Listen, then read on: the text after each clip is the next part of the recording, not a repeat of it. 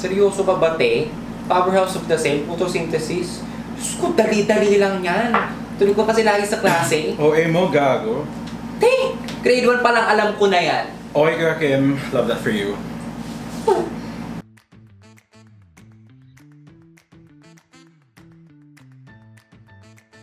Yung kape ko 100 tapos yung score ko sa exam, 10 over 100. Nakakaputang ina, di ba? Nakaka-stress.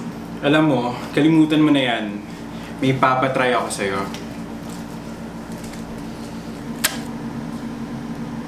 Ano yan?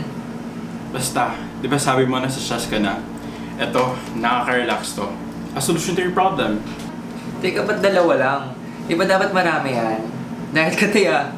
Bobo, hindi to normal gummies.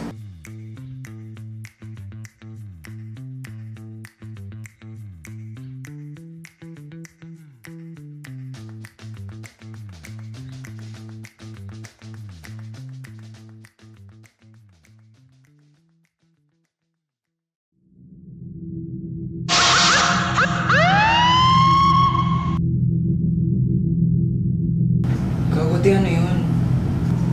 May pulis na naman. Second time na this week ah. Alam mo, may nabalitaan ako dito na isang araw. May babae raw natagpo ang patay dito sa amin. Te, ayaw mo pa talaga sasabihin yan? Huwag ka naman manakot. Gago, totoo nga. Yung anak daw ni Aling Mirna, natagpo ang patay. Ha?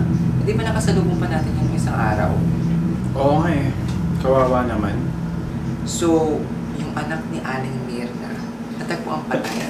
Ikikwento ko na lang sa'yo. Natagpuan nga daw siyang dugaan dito sa may bakanteng lote sa dulo ng street na to. Tapos sabi-sabi pa, nagpaparamdam daw sa mga kapitbahay. Parang lang. Kumakatok. Sino yun? Gago, ikaw yun eh. Ay, ako ba yun? Ano ka rin?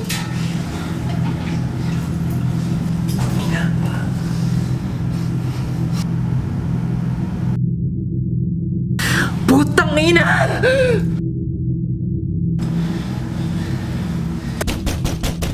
Mike, sino ba yun? Buksan mo nga! Ikaw na! Ito, gamitin mo!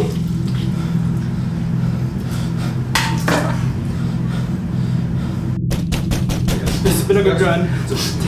Not my family, I love them. Kapag yun, napukulong ka siya sa yung ano mo. Kapag saan na ba?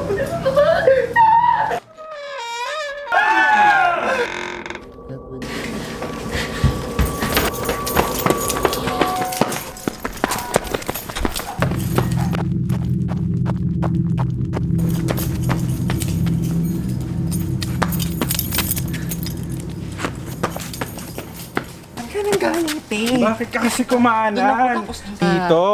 Hoy! Ano pinagagawa nyo? Hoy. Ha? Uy! Si Pia pala to eh. Tia, dito ka pala. Oh, ito yung pulutan na pinabili nyo. Oh. Ay. Thank you. Tapunan pa nga ako, sinda pa ako eh. Basta mo na yung alak eh. May papatikim na lang kami sa'yo, Pia. Sa akin, ikakwento din na. Kwento mo rin yung ano. Ano? Yung anak ni Aling Mirna. Wag na yan. Tama na. Baka may magparamdam na talaga eh.